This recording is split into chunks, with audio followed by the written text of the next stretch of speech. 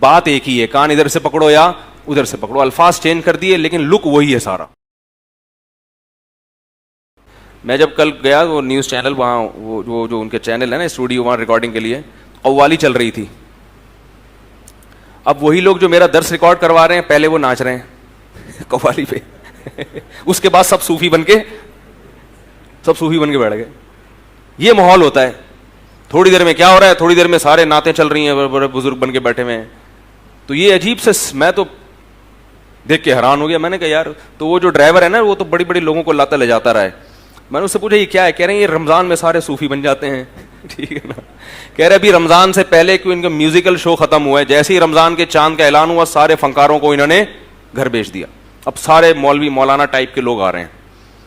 میں نے کہا چلو غنیمت ہے رمضان میں تو, اور یہ سپریم کورٹ کے فیصلے کی وجہ سے. ورنہ پہلے یہ ہوتا تھا کہ جو فنکار اداکار ہیں نا, ناچ رہے ہیں گا رہے ہیں, وہ میوزک چل رہا ہے, جیسے ہی رمضان آیا انہی اداکاروں کو پگڑی پہنا دی. ٹھیک ہے, انہی سے درس قرآن ہو رہا ہے, اور وہی فنکار ہیں. اب اسلام کی باتیں, کم از کم جج نے یہ کر لیا کہ بھائی ہر فیلڈ کے الگ الگ لوگ ہیں. تو ہاں, میں قوالی کی بات, کل میں گیا تو قوالی ہو رہی تھی. وہ قوالی کو بھی کیا سمجھ رہے ہیں, اسلام.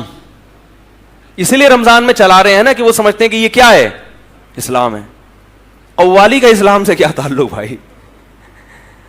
کوئی بتا سکتا ہے رسول اللہ صلی اللہ علیہ وسلم کے دور کے کسی مشہور قوال کا نام ہے بھائی؟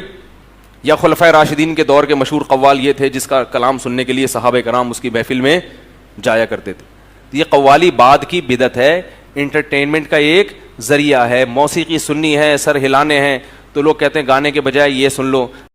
بات ایک ہی ہے, کان ادھر سے پکڑو یا ادھر سے پکڑو, الفاظ چینج کر دیے لیکن لک وہی ہے سارا.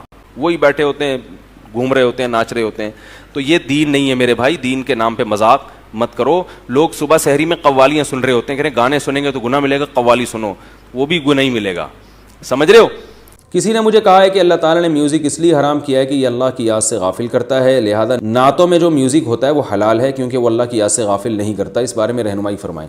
یہ غلط ہے. میوزک اللہ کی یاد سے بہرحال غافل کرتا ہے, اور نعتوں میں میوزک ڈالنا تو ویسے بھی نعت کی توہین ہے.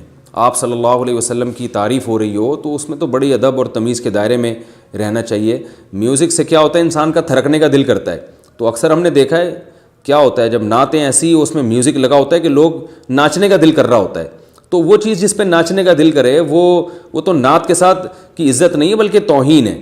رہا یہ مسئلہ کہ میوزک اللہ کی یاد سے غافل کرتا ہے, تو اس کی سب سے بڑی دلیل یہ ہے کہ اکثر میوزیشین لوگ تلاوت اور ذکر سے غافل ہیں, اور میوزک سننے والے لوگ تلاوت اور ذکر سے اکثر غافل ہوتے ہیں. تو جو تلاوت اور اللہ کی یاد میں جب آپ دل لگائیں گے تو انشاءاللہ ان چیزوں سے آپ کو خود ہی نفرت پیدا ہو جائے گی, اور خود ہی بات سمجھ میں آ جائے گی کہ میوزک کیسے اللہ کی یاد سے انسان کو غافل کرتا ہے.